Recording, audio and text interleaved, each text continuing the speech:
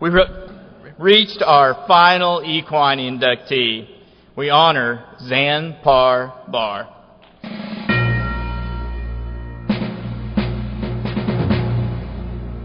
If Carol Rose hadn't shown up unexpectedly on the doorstep of Bill Gibford, Xan Par Bar might have gone instead to trainer Greg Whalen. On a shopping trip for a broodmare, Carol happened upon 2-year-old Xan Par Bar at a Labor Day AQHA show in Norco, California. Carol remembers seeing the profile of what she called this gorgeous horse. She approached Xan Par Bar's owner, but Bill wasn't interested in selling. About a month later, Bill called Carol at her Gainesville, Texas home. Bill told her that since she'd looked at the horse, everyone wanted to buy him and he'd become very valuable. Since she said she wanted first refusal, he was calling to let her know. Carol immediately got out of bed, washed her hair, and was on a plane to California by 6 a.m. She handed Bill a cashier's check for the full price. And while the two were having a drink, a man with a horse trailer pulled into the driveway. Bill had already sold Xan Par Bar to Greg Whalen. Carol said, "I think he had no idea I'd be there less than 12 hours after he had called me to buy him." But Carol had already paid for the horse, so Xan Par Bar was hers. After focusing on cutting horses like Pepe San and Pepinita for so many years, Carol was moving in a new direction with a stallion that had both looks and athleticism. Carol and her then-husband Matlock both showed Xan Par Bar in halter, helping him earn his 245 lifetime halter points and 3 world championships in 1977, 79, and 80. At the time, legendary trainer Billy Allen was riding Two-Eyed Jack horses. He trained and showed Xan Par Bar in roping, while Carol and Matlock showed him in halter. The stallion's first full crop hit the ground in 1978. Sonny Jim Orr, who showed Diamond Sparkle to the AQHA Super Horse title, visited the Roses in 1979. Carol took him out to see Xan Par Bar's yearlings. Once Orr got a look at her pasture of horses, she told him she was raising performance horses with lots of conformation. And Orr said, "Yeah, you got it going on." Carol found that Two-Eyed Jack mares crossed best with Xan Par Bar. However, one particular mare was perhaps the stallion's best nick. Diamond Sparkle produced her first Xan Par Bar foal, Sparkle's Rosanna, in 1982. Sparkle's Rosanna went on to win the National Reining Horse Association Futurity in 1985. She was the AQHA World Champion Junior Reining Horse in 1986. She was even World Champion Junior Tie-Down Roping Horse and 3-time All-American Quarter Horse Congress Champion in heading and heeling. In 1983, Diamond Sparkle once again had a Xan Par Bar foal, this time a sorrel colt by the name of Xan's Diamond Sun, who was the 1987 World Champion Junior Reining Horse, earned the AQHA High Point All-Around Stallion Award, and High Point Awards in tie-down, heading, and heeling. Sparkle's Susanna, another Xan Par Bar cross with Diamond Sparkle, was born in 1985 and earned 968 AQHA points and the World Championship in senior tie-down roping.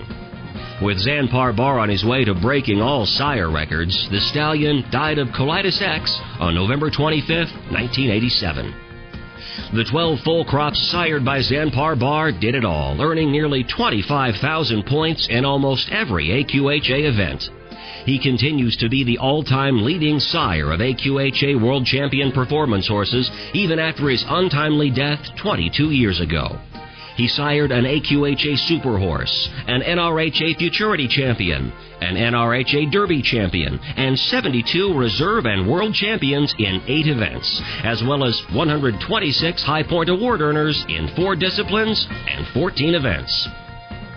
But as Carol says, times change, and about the time we lost Xan, the industry also changed and became more specialized.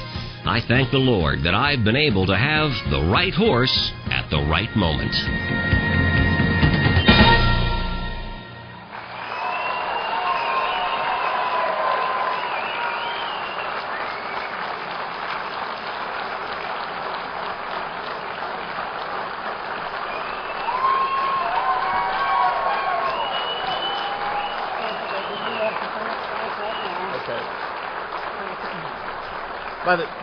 By the way, this is Carol Rose. Thank you. You know, it's hard to believe that we age. When I watch that video and think of those horses and think that I raised Sparkles Rosanna, Sam's Diamond Sun, and Sparkles Susanna, it just, and they're all gone now. It's just time gets away. But before I talk about Xan Par Bar, Frank, Merrill, baby, I've been waiting for a long, long time to tell this story. I have begged him. I said, Frank, when are you going to let me talk? So Matlock showed a mare called Miss Jim 45 at the winter stock shows in 1969. And there was a picture of her in the Western Horseman about the May issue. The phone rang one day. We were having lunch, and this voice said, hello, is this Mrs. Rose? Yes, sir. My name is Frank Merrill from Fremont, Michigan, and I want to buy Miss Jim 45. He said it without taking a breath. Frankie? And I said, well, just a minute, I'll let you talk to my husband. So Matlock got on the phone, and he stuttered when he got a little bit nervous. And, you know, he said, well, yes, sir, I'll sell her to you if I still have her when you get here. So, you know, Matlock was a man of a few words. So in June, one day, we were having lunch.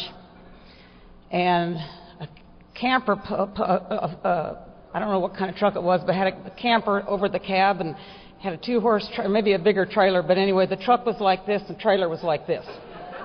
Just like this. And the doorbell rang, and I went to the door, and here stood a young man. I'll never forget it. He had on kind of light blue jeans, unironed, and a white shirt, T-shirt up to here, and the end of his belt hung down, you know, like kind of like a preppy belt. And his pants came to his ankles, and I think he had rough-out boots on. And he said, Mrs. Rose, and he held out his hand. He said, my name is Frank Merrill from Fremont, Michigan, and I have come to buy Miss Jim 45.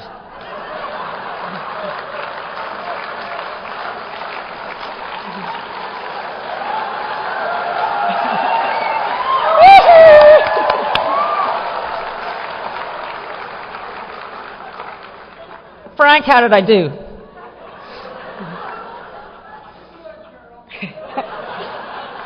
I promise you I have asked him, and he's always avoided me when I stood up in the back and raised my hand, but tonight I got him back. Okay, now for something more serious. First, I want to thank the Hall of Fame committee for the nomination of Xan Par Bar to this wonderful Hall of Fame. A dear friend of mine is not here tonight that everybody knows the name. Robin Glenn did the nomination for Xan Par Bar. She truly believed in him, and I wish she was here tonight to have seen the video. Xan Par Bar was certainly a perfect horse for the time. He was not only gorgeous in conformation, he was a perfect breed character, but he was also the athlete. I mean, you just can't imagine.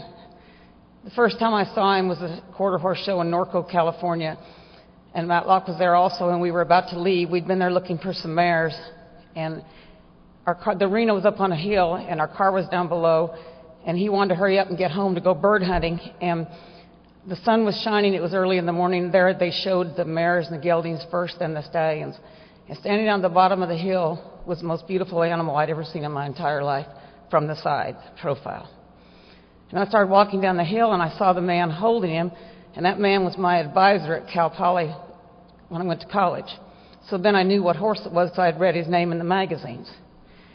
And so I turned my head to the left. I can remember it like it was yesterday, and there stood Matlock, and he was staring at him, and he got over to me, and he said, what's that? I mean, and so I knew what horse it was, and we watched him show, and he was the most beautiful horse I'd ever seen and the most unruly horse in the show ring I had ever seen. So they told the story on the video. I don't need to go there. But about middle of October, when I got that phone call one night, I jumped up, washed my hair, and drove to Dallas-Fort Worth Airport and got on an airplane, and I was in San Luis Obispo, California before noon. Mr. Gifford's wife was there, and of course she wasn't expecting me. And the horse was out in a run, like a stall and a run-in. And she told me immediately he didn't like stalls. And so she went to catch him, and it was kind of a game of hide and seek. And I'm thinking, oh my, and I was watching her try to catch him, and I said, oh baby, if I buy you, wait till Matlock gets his hands on you.